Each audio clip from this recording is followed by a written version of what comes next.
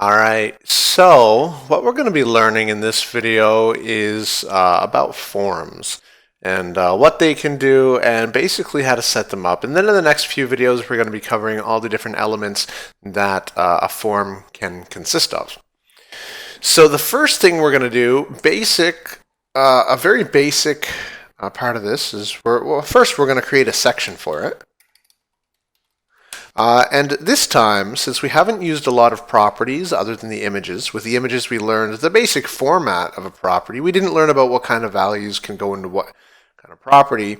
And that's something we're really going to focus on later on. And again, this is a property, and this is the value of that property. So you write the property name equals, and then the value, usually in quotations. So we're going to be setting an ID here. And it's going to be contact form.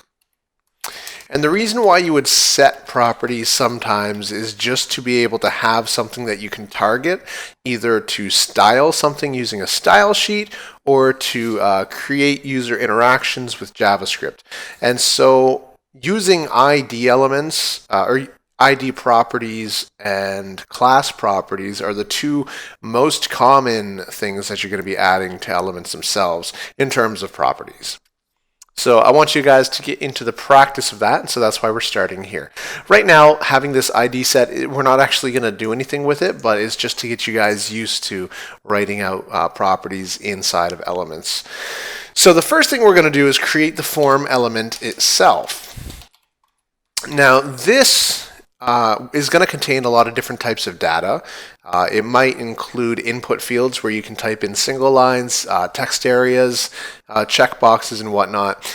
And so a form is going to be a data set. So any input any data that's user generated within this form is going to be stored in the same data set, and you can then use it for other reasons. So this is going to be a bit difficult because we're not learning PHP,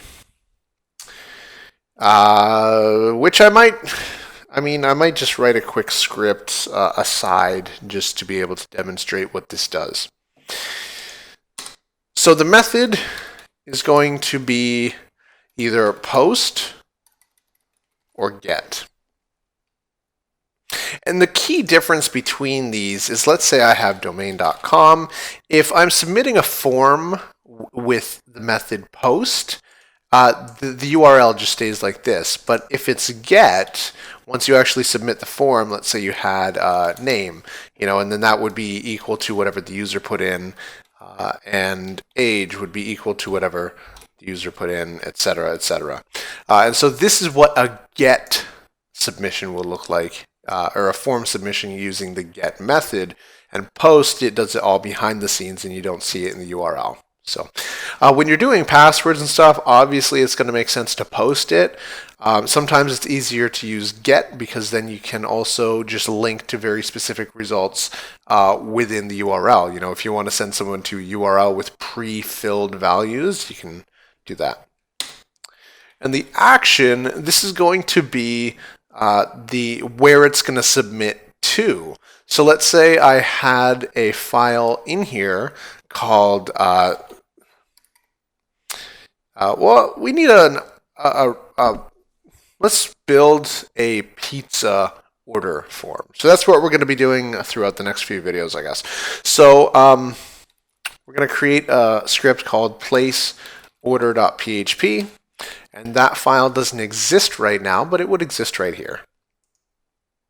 And so these two properties are the most important properties for a form unless you're submitting with JavaScript, and we will learn that later, so don't even worry about that. When you create a form, create the method attribute, which can either be post or get, and then the action attribute, which is going to be the script that runs when it gets the data. So this is where you're going to direct the form to.